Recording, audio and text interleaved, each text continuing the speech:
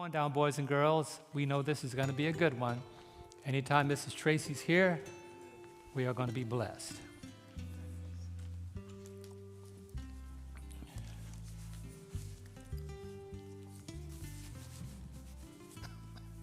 Hi, guys. Happy Sabbath. Oh, I've never beat anybody up here before. This is the fastest I've ever been. So, hi, guys. Happy Sabbath.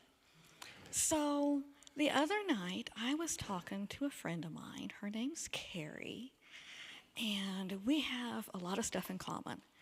But one of the things we have in common is that we're both cat people. And we're like crazy old with no children, so our cats are our kids. So sometimes we kind of sound like two little league moms on the bleachers going, my little boy learned to tie his shoes when he was just 9 months old. And the other one goes, really? Well, my son was tying his shoes at 9 months old, and he read me War and Peace, but, good for you. So I was talking to her on the phone the other night, and she was telling me what a good mouser her cat was. And all of a sudden, I heard on the phone, Ralph, Ralph, mouse, Ralph, mouse, hurry, hurry, hurry. Here's the thing. Ralph's not her mouse. Ralph is her husband. Charlotte is her mouse. So then she proceeds to tell me the story that they were so proud of their cat because it was such a good mouser. And they really wanted to enrich her life. So they built a cat door.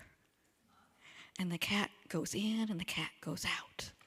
But here's the thing. She's such a good mouser, there's no mice in the house anymore. So now she goes outside.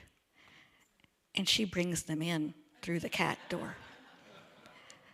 And sometimes they're alive, and sometimes they're not. And sometimes it's a mouse, and sometimes it's a rat. And so I was telling one friend about this story, and that friend said, that's nothing. My cat left a dead mouse on my pillow. I know, right? So here's the thing. I love my cats, but they are not mousers. And guess what? I'm so fine with that. So here's the thing I want you guys to remember. First of all, my cats are better than everybody else's. And second of all, our house is like our castle, right?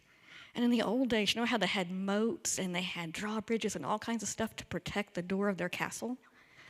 That's because the door is the most important part of the house. That's where things come in and things go out. So it's really important that you make sure that that door is strong enough to keep Satan out, but weak enough to let God in.